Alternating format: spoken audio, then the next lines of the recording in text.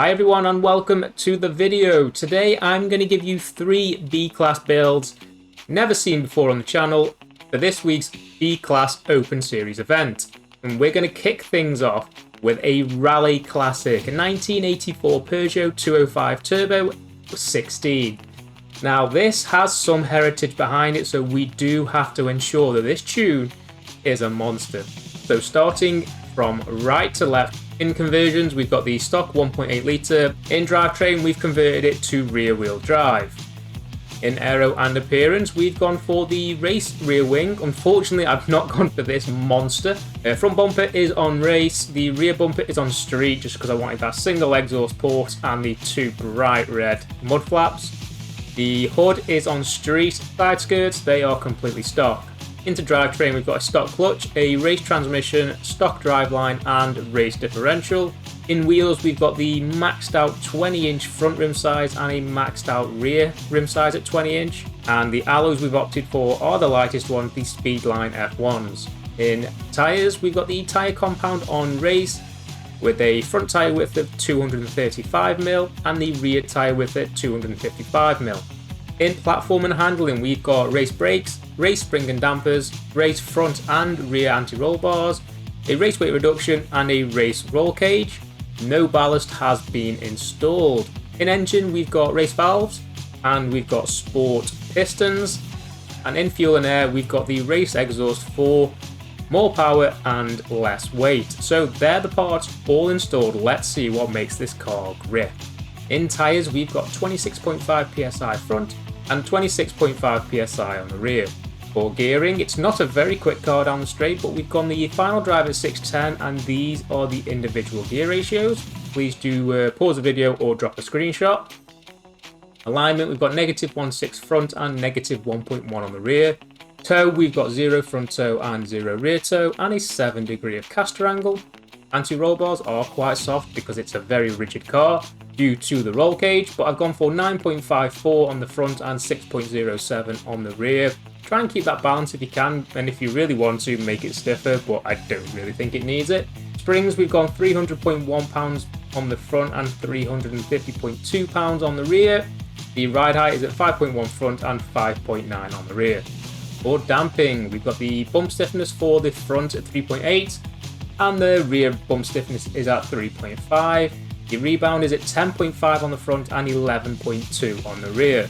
The roll centre height I've gone for 7.1 inches on the front, 5.1 inches on the rear.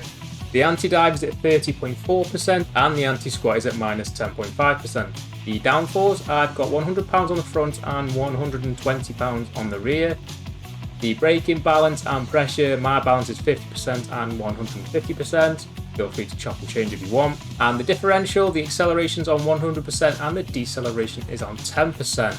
This car is a sturdy little devil. The car's not going to set world records, but you're going to have a lot of fun using a very, very good old school retro car. So that wraps it up for the Peugeot 205. Drop me a comment down below if you're going to use this car and let me know how it gets on if you do. But let's go on to car number 2. And now car number 2, another old school motor, the 1969 Chevrolet Camaro Super Sport Coupe. Again, this is a car that I really like. I just love the look of it, and I don't have many American muscle cars in B-Class, so I just thought I'd change it. And here we are. Let's get into the tune. So in conversions, we've stuck a whopping 6.2 litre V8 in this bad boy. We've left the drivetrain stock, and the aspiration is also stock. For this, we've got the race rear wing and a race front bumper. We've removed the rear bumper just for lightness, and we've kept the hood stock. Feel free to pop one of these on and just change the alloys to make it fit, but I've left it stock. For drivetrain, we've got a stock clutch, a race transmission, a stock driveline, and a race differential.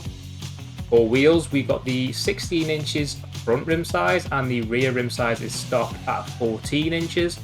And I've gone for the ADV Forzas. In tyres, there's a race tyre compound with a 265mm front tyre width and a 315mm rear tyre width.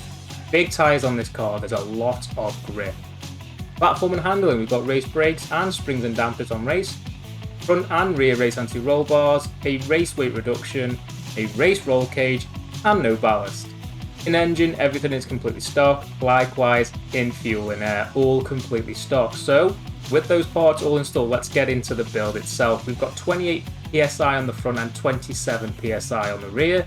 Gearing, this is the individual gearing with the final drive. Feel free to pause the video, boys. In alignment, we've got negative 1.5 front camber, negative 1.0 rear camber. So we've got 0, 0 front and rear, and the front caster angle is at 7.0 degrees. Anti-roll bars a bit stiffer than the Peugeot. We've got 17.39 on the front and 19.33 on the rear. For springs, we've got 600.3 pounds on the front and 575.4 pounds on the rear. And the ride height is completely slammed at 7.8 inches front and rear. In damping, the bump stiffness is 4.3 for the front and 4.3 for the rear. The rebound stiffness is 11.6 for the front and 11.6 for the rear. Roll center, we've got 5.9 inches front and 5.9 inches on the rear. Anti-dives at 20.4% and the anti-squat is at 0.6%. Want more oversteer? Knock this up. If you want less oversteer, knock it down. Simple as that, boys. Downforce, we've maxed out the front downforce at 100 pounds and the rear is at the minimum 75. Brakes, I've got balance 50, pressure 150. And the differential, the acceleration is on 100% and the deceleration is on 10%. This car surprised me. I knew it was going to be good because of the kind of car it is, but it did surprise me of how good it actually was. Very easy and stable to use. Again, if you're going to use this car, let me know. But now let's get on to car number 3, the third and final car. And car number 3 is the 2021 Hyundai i20N. Let's get into the tune. See what I've done. So we're going to start from right to left. In the conversions, we got the 2-litre inline 4 with a rear wheel drive conversion. How about that, huh? One of the lads in the Discord, he did ask me to tune a front wheel drive car and convert it to rear wheel drive car. So hopefully this is what you're looking for. Aspiration, that's left stock. Aero and appearance, we've got the race rear wing and a race front bumper. The rear bumper, hood and side skirts are all stock. In drivetrain, we've got a stock clutch with a race transmission, stock driveline and a race differential. In wheels, we've got a stock rim size front and rear, but we've gone with the ADV Forzas again. In tyres, we've got a race tyre compound with a 235mm front tyre width and a 255mm rear tyre width. Platform and handling, we've got race brakes, race springs and dampers, race front and rear anti-roll bars, race weight reduction, a race roll cage and no ballast.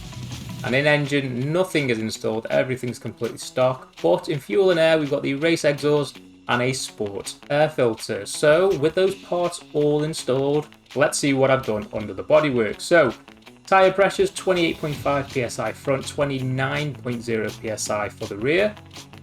Gearing, final drive 610, these are the gear ratios. Feel free to screenshot or pause. Alignment, -1.7 front, -1.3 on the rear. We've got 0 front toe and a 0.1 rear toe and a 7.0 degree caster. Anti-roll bars, we've got 11.56 on the front and 8.55 for the rear. Springs, we've got 404.3 pounds on the front, 350.7 pounds for the rear. The ride height, I've just knocked it up a few clicks to 6.1 inches front and 6.1 inches for the rear. In damping, we've got 4.2 front bump stiffness and 4.0 rear bump stiffness. And the rebounds at 11.5 for the front and 11.4 for the rear. Roll center, we've got 7.1 inches front, 4.3 inches for the rear. The anti-dive is at 40.4% and the anti-squat is at 25.4%. Aero, we've got max front downforce at 100 pounds and minimum rear downforce at 100 pounds. Braking force, the balance is at 50 and the pressure is at 150. And the acceleration is at 100% and the deceleration is at 18%. I had a lot of fun driving this car actually, a lot of fun. It's a really nice looking car and I do recommend you give all 3 of these a burn because at least one of these cars should fit your driving style. Well, that's going to be the end of the video. If you're still here, do me a huge favour. Click in the description, there's a Discord, get yourself involved. But as always, take care of yourselves and stay tuned for more.